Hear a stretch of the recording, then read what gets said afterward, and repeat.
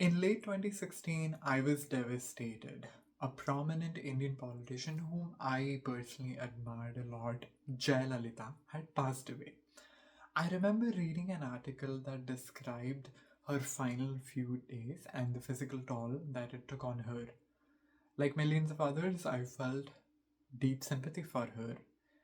And my family said, what a tragedy. No one should have to die like that. Seldom a person who we care or love so much.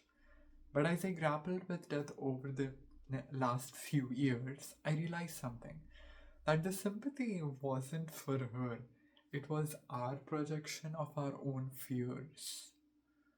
We look at a miserable death and we recoil. But death is the ultimate equalizer of experience. The moment it occurs, our capacity to have an experience vanishes. The person who died in pain or the person who passed away peacefully at sleep are now in the exact same state, the state of no state. The pain stopped. The memory of the pain stopped. However, we pity them as if they're still there, thinking that, oh, that was a rough exit. But they aren't feeling that. Our pity is just our projection or the projection of our fear onto a vessel that is finally, mercifully free of it. We feel we shouldn't die like that, and that's why we project that by saying, oh, such miserable or tragic death. Now, I'm not saying you shouldn't cry. To cry is to be human, and that's why the channel has been named so, but we need to be honest about why are we wailing. Think about finding the death of a 50-year-old, and you would find it more tragic when compared to the death of a 90-year-old. And that's only because we are calculating value. We are missing the shared future, we are missing a potential. We are looking at missing, and that's why we are crying, and crying. We aren't mourning their loss of life, we are mourning our loss of them. And here's the kicker, this applies whether you believe in an afterlife or not. If you believe in an afterlife, death is just a migration. It's like getting a promotion or maybe moving from one country to the other. But if you're going to a better place or even a different place, we shouldn't be mourning at the loss of their life. They haven't lost anything, they have just moved on to a different realm, if that's what you believe.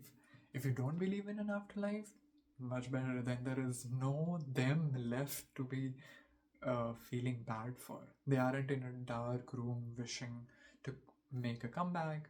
They have ceased to exist, and with that, any capacity for undeserved suffering has ceased to exist as well. In either case, the tragedy we feel is entirely for those of us left behind, having to deal with the crumbling situation that they have left us in. Death is perhaps the only thing I believe that 8 billion of us agree upon. We might disagree on whether we breathe air or ether, or we might disagree on the gods we worship, but the one thing that we agree upon is this eventuality. Since we all have radically accepted this universal truth, why do we treat it as a surprise or a monster?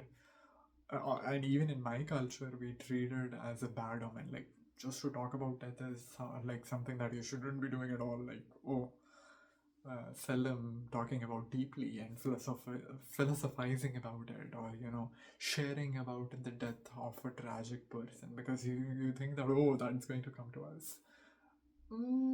That's not happening, sir. Death isn't a judgment. It isn't, again, bad or good. It's not something that you deserve or undeserve. It's just a universal truth. But it's actually a deadline that gives life its real beauty. Because just imagine if there was no death, I could basically be recording this video maybe a million years from now. No incentive to live in the present moment. Yeah. So you would never start living if there was no death. So death is the one that gives meaning to life. But what we can do is don't fear this end, because, you know, instead prepare for it, talk about it, and strip away our projections, our false or fake projections and assumptions. When we do realize that that is a neutral zero, we can finally focus on making the one that we are living right now something meaningful. Because the only thing that you can give meaning to is your life and not death.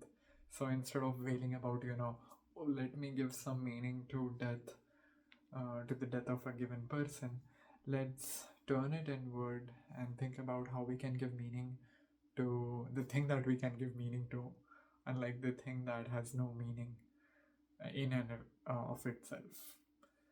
And with that, I would say embrace the beauty of death.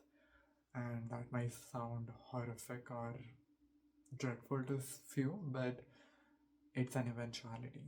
And so facing it as something beautiful is such a positive way to go about it. With that being said, I hope to see you in the next reflection. Bye.